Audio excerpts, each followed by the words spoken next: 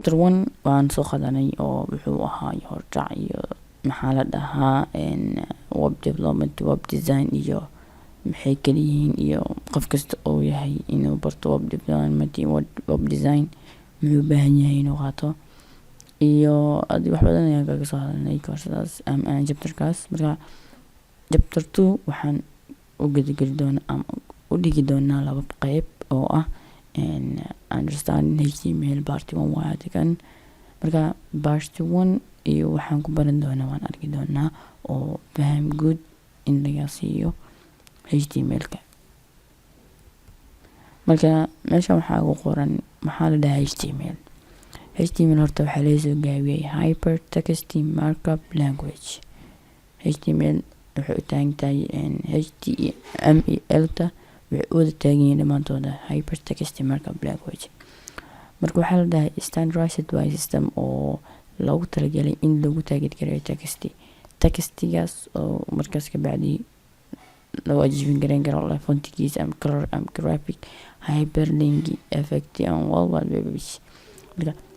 haddii aan kusoo koobo waxa uu dhahay HTML-ku waa standardized system oo markaas la isticmaalo tagging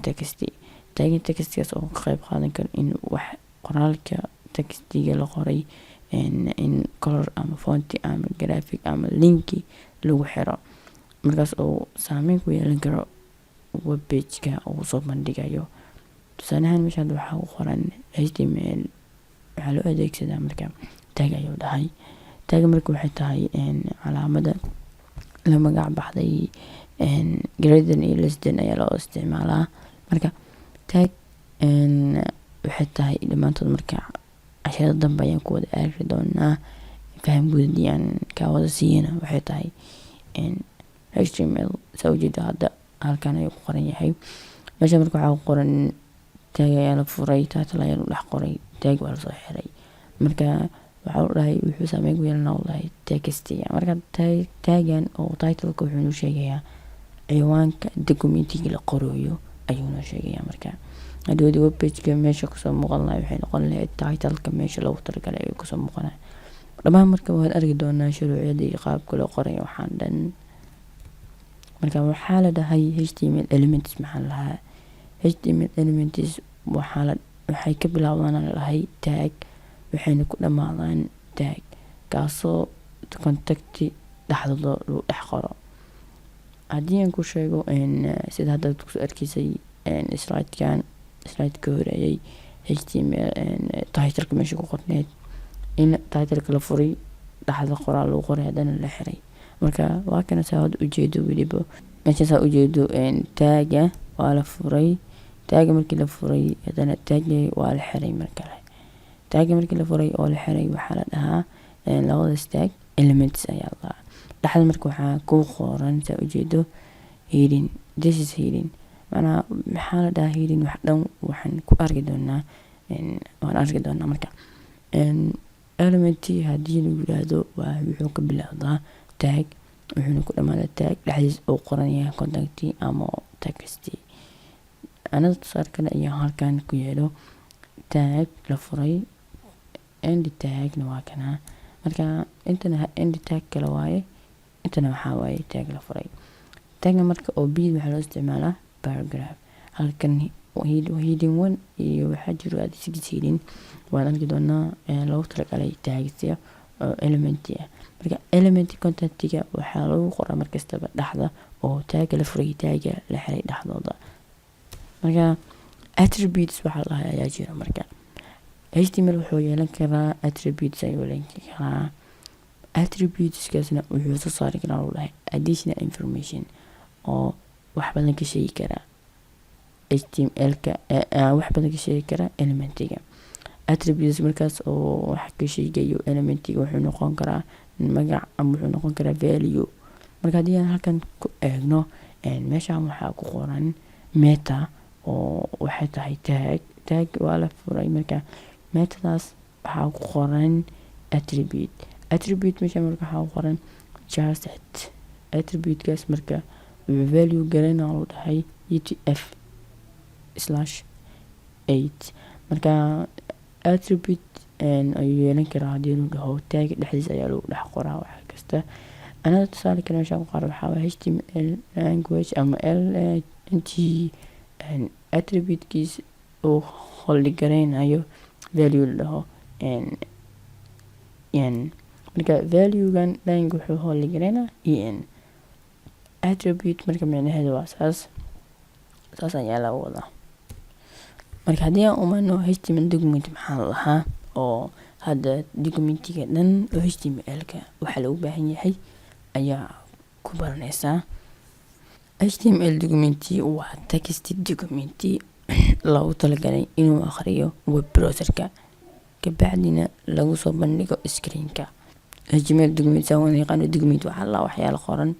ruleska iyo sharciyada u degsan html document maxay yihiin. marka dhammaan html documentiska waxaa waajib ah inay ka bilowdaan document type declaration la dhahayo doc type html. marka waxaa la furayaa marka taagaas marka waxaa lagu dhex qorayaa calaamatu cajib saa u taqaanin meeshan ayay ku qoran tahay. taaga marka waa la furay calaamatu cajib aa la qoray doc type oo waxaa lagu qoraa farwaaweyn ah ama capital ah kabacdi meeshan waxaa lagu qoraa html. marka taagaas ma lasoo xirayo oo automatic u yeesaa isxarayo keliya wuxuu sheegayaa marka documentiga ama waxaan soo socda inay yihiin html ayaa loo talagalay. marka html documentiga nafsadiisa waa inuu ka bilowdaa marka html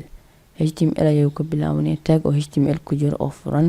wuxuuna ku dhamaanaa tag html oo xiran. marka sababta lasaas loo yeelayo waxay ay tahay markii la sameynayo html waa inuu gartaa waxa la qorayo browserka ama code editorka inuu yahay html ayaa la furayaa kabacdi waxaa lagu soo xirayaa marka html ayaa lagu soo xirayaa. markaas ay tahay waxaa lagu dhex qorayaa marka html-kan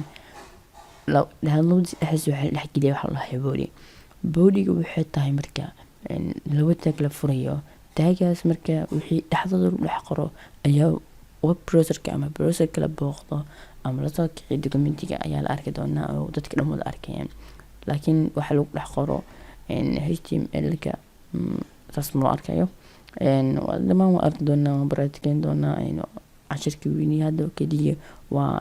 faham iyo in wada fahmo html iyo sharciyadiisa iyo wixiisa dhammaan. marka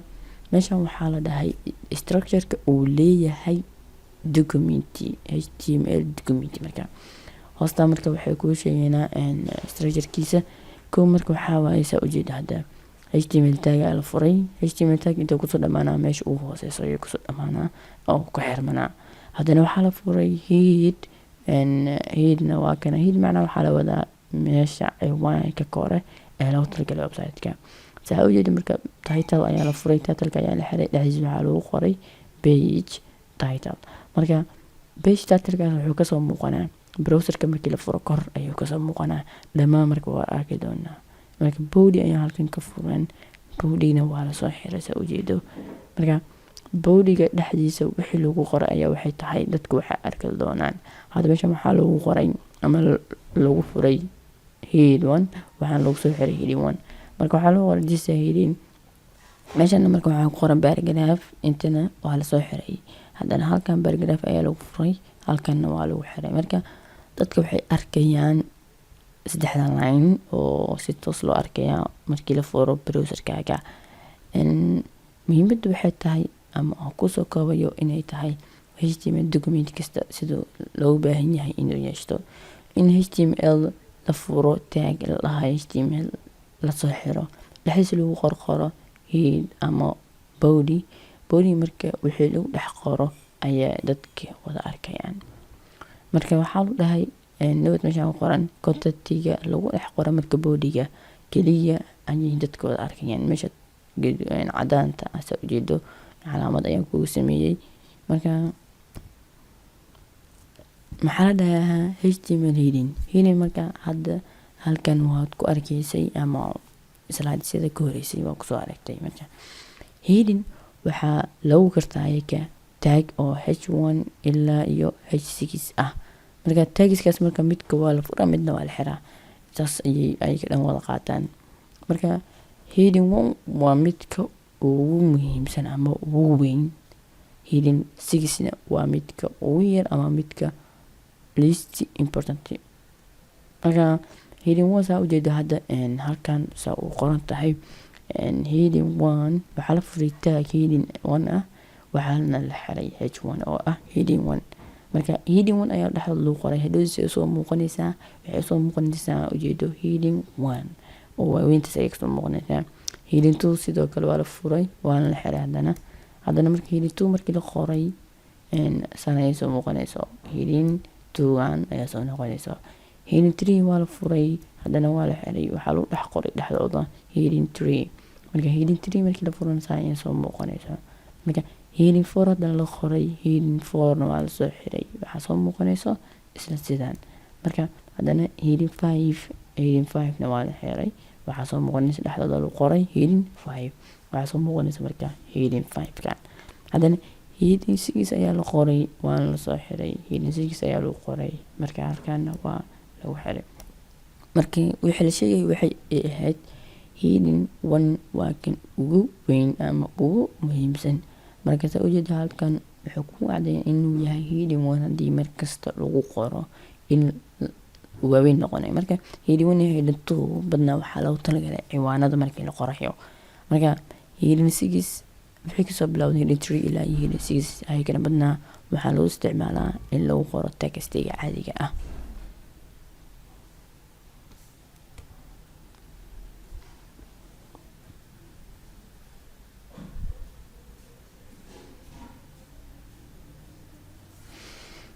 okay, marka html paragraph maxaa la lahaa? html paragraph ayaga waxaa lagu gartaa wallahi tag lahayo b oo tag la furay oo lagu dhex qoray b haddana tag oo la soo xiray. marka ayaga muhiimad waxa ay tahay paragraph saa wada yaqaantiin ama saa u taqaantiin waa wax ka badan 3 sadar. marka asigu wuxuu sameynayaa in uu markii 3 sadar la qoro in uu kasoo doorqo hal line. marka hadda camal inta waxaa ku qoran this is a paragraph, heading oo paragraph la furay waana la soo xiray, ayraade tag oo paragraph la furay waana la soo xiray. haddana markii tag markii la soo furay la xir, haddana tag kale la qoray halkan lagu xiray. markii la soo bandhigay dhow waxaa sharad ah in uu kasoo sikado paragraphkan iyo paragraphka dhexdooda ay u dhaxayso hal line. marka taas ayaa lagu targalay. muhiimadda lagu targalay waxay tahay in la kala saaro dokumentiga aad qoraysid ama warbixinta aad website-ka kusoo gudbinaysid. marka waxaan soo dhameynay partigii labaad ee chapterkii labaad ee koorsadii ahayd. marka waxay ku saabsaneed faham guud laga siinayo html. marka wixii talo iyo tusaale waxaad inoo soo wadaagi kartiin ama fariin ama su-aal waxaad inoo soo weydiin kartiin.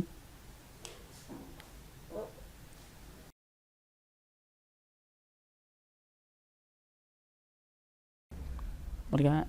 waxaan ku guda jirnaa marka chapterkii labaad ahay understanding html. marka html bartigan waa bartigii labaad, bartigii koowaad hore ayaan soo aragtay. haddii aadan daawanin kusoo noqo daawo. marka html links maxaa la dhahaa? html links waxaa la dhahaa marka ayaga waxaa lagu gartaa lahay tag lahayo marka tag eega marka muxuu qabtaa intaad soo fiirisid tagan waxaa la dhahay tag ayaa la furay halkan ayuu ku eegaya marka tag haddana marka halkan ayaa lagu xiray. marka waa lagu soo xiray kala sabana lagu soo dhaxay tag marka tag oo ahay eega oo furnaa dhexdiisa waxaa lagu qoray heraf marka waxaa loo adeegsadaa in la gelisho linkiga marka equal linkigan ayaa la soo gelishay oo ahaa manopro.com. tusaale ahaan kan waa kan ayaa la furay halkan ayuu ku eegaya marka halkan waa laga xiray. marka facebook.com ka ayaa la soo geliyay heraf. markasta aan linki soo gelinaysid soo ujeedo dhamaantooda heraf waa ay kaga horeysaa. marka heraf la-aantiisa marka linki lama soo gelisho. marka soo ujeedo marka halkan waxaa la dhahay tag markii la furay eega halkan uu ku egyahay waxaa la soo gelishay google.com. marka google.com markii la soo gelishay halkan waxaa lagu dhiftay this linki tag marka meeshan ku soo xiran yahay. marka soo jeedo meeshan this link wax kasta ayaa la gashay meel kasta this link marka this link marka waxay ka tilmaamaysaa haddii lagu dhufto this link waxaa soo baxay manodbaro.com ama haddii lagu dhufto this link labaad waxaa soo baxay facebook.com this link labaad haddii lagu dhufto waxaa soo baxay google.com this link kale haddii lagu dhufto waxaa soo baxay youtube.com marka href waxaa loo talagalay in taaga eega lagu dhex qoro oo markii isticmaalaysa link ahaan qoraal ku isticmaalaysid marka waan arki doonaa marka tusaalooyin badan ayaa ka sameyn doonaa iyo website oo gudaha marka aan sii gadno hadda kaliya waa understanding oo macnaha in la fahmo kaliya hordhaca marka html image maxaa la dhahaa html image marka ay taag oo la dhahay waxay leeyihiin img taagaas img-ga wuxuu ugu duwan yahay ayaga kale waa lasoo xiraa kuwa kale tusaale ahaan markii la furayay slash markii la dhaho markii la furo taaga img halkan lagu qoray tusaale ahaan img markii lagu qoray taaga marka haddii lasoo xiraa la dhaho kan kaamiyeelaya marka meeshaan marka aniga waxaa ku qornay waa lasoo xiraa marka yeeli maayo in lasoo xiro taaga sida halkan soo arkaysay taag eega saa ujeedo waa kana waa soo xiran marka image marka la isticmaalayo taaga keliya ayaa image markii la furo lama soo xiro marka asiga kaama yeelayo codeka ama html marka qoraysid in lasoo asiga waa la furaa markii la furo sourciga oo waa src macnaha waxaa lasoo gaabtay source marka sourciga marka waxaa lagu qoraa meesha uu ku yaalo ayaa laga u qoraa marka kabacdina waa soo xiraysaa marka haddii mid kale ku tuso imageka waa tag imageka waa kana u furnay marka sourciga wuxuu yaalaa desktopku yaalaa sawirka magaciisa waxaa la background png-gan waa extensionkiisa marka haddii mid kalena waa kana sourciga waxaa laga soo qaaday pc-ga magaciisa oo qornay europc background-ga sawirkan waa jabe bas image markii la furayo waa inuu lahaada keligiis marka lama soo xiri karo tag image haddii aad aragtid ama ku aragtid email ahaada meel kale asiga lama xiro marka tag image marka waxaa loo talagalay asiga waxaa lagu talagalay in lagu soo gelisho image ama sawir documentiga oo html ah document html ayaa loo talagalay in lagu soo gelisho image ama sawir marka html bottom maxaa la dhahaa html bottom marka ayaga waxaa lagu gartaa loo dhahay tag la dhahay bottom taaga marka ujeedo button ayaa ayaga lagu gartaa la dhahay marka buttonka dhexdiisa oo badhanka la sameeyay taaga badhanka dhexdiisa waxaa loo talagalay in la dhigo qoraal ahaado ama sawir ahaado ayaa la dhigi karaa marka contacti oo ah sida text ama image ayaa loo talagalay marka kan waa element oo macnaha difference between farqi dhexeeya loo dhahay barnaamijka la abuuray sida input in la sameeyo element oo lahay input ay dhamaanta marka waxaan ku arki doonaa casharada soo socda marka hadda tusaale ahaan halkan ayuu ku sameeyay waxaa la dhahay markii la soo sameeyay waxa inta ku tilmaamaysa elementiga marka wuxuu sheegayaa macnaha wixii inta jira sawirkan u yihiin elementi oo meesha day waxa qornaysa ujeedo text oo la isticmaali karaa image oo la isticmaali karaa marka sawir ayaa laga dhigay oo Google Chrome adana kan Mozilla Safaricom Opera marka buttonka meesha maxaa ku qoran yes ino loo sameyn karaa marka yes hadii ku dhafatid oo ku soo baxaya marka adiga dhawaan tusaalooyin badan ayaan ku arki doonaa oo hadda muhiim ma ahan inaad sii wada fahamto waxaa waaye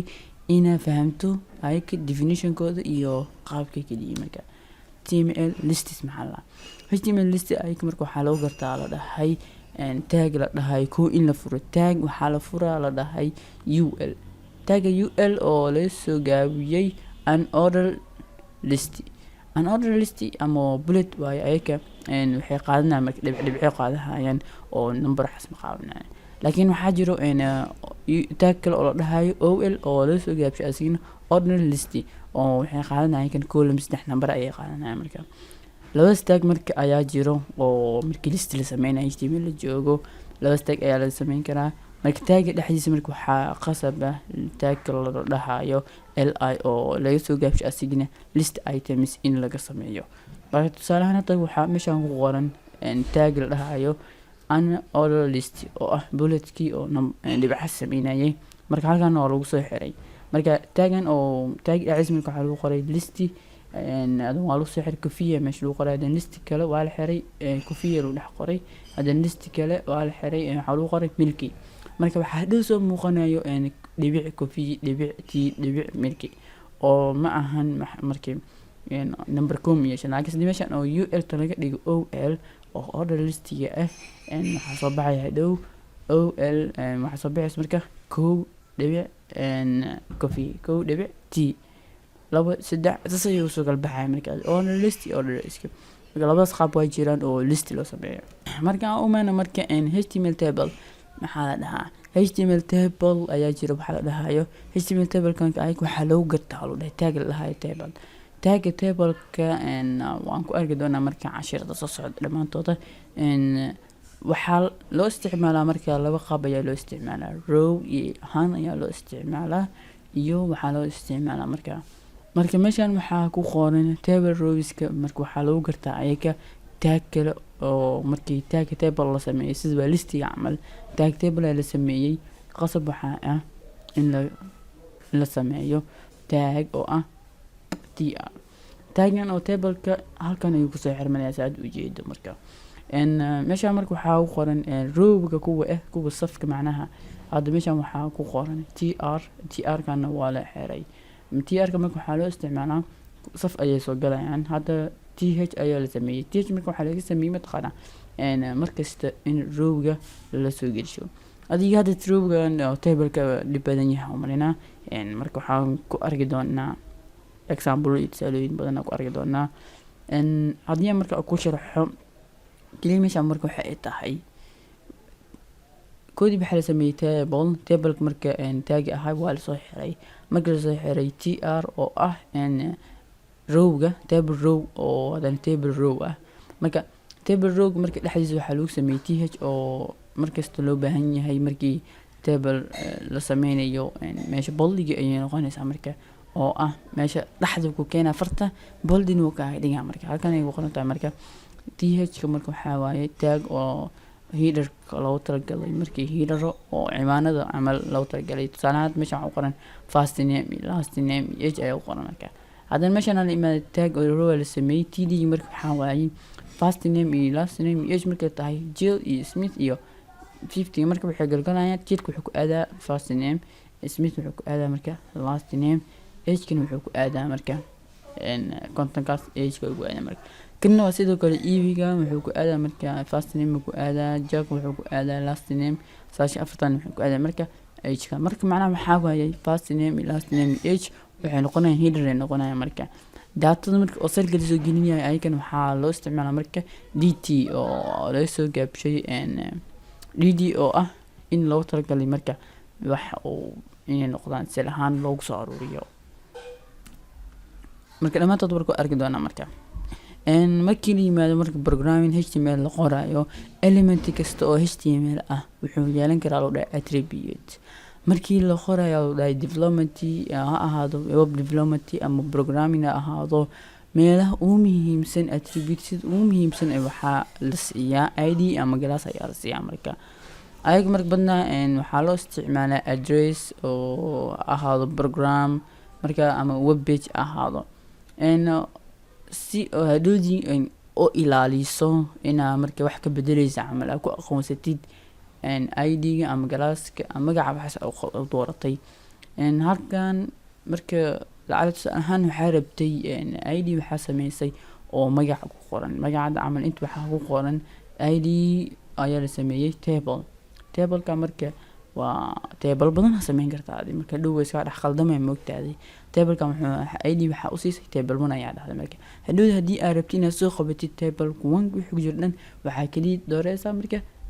id-ga oo ah table 1ka hadii loo sameeynin marka dhibaatada waxay tahay dawdi table hadii aad iska dooratid table 1 rabtaa camal table dooratay wixii bedel ah ku sameeyay table 1 way ku dhacayaan marka waxaas dhamaan waan arki doonaa class-na hadii la sameeyo sidii camal galaaska marka paragraph la sameeyay paragraph-kaas marka waxaa loo sameeyay glass oo normal magaciisa u yahay adan paragraph kale la sameeyay style oo fontiga la bedel marka hadii lacala oo fontiga oo paragraph-kaas ka bedel hadii dhahay paragraph badan waa mugtaan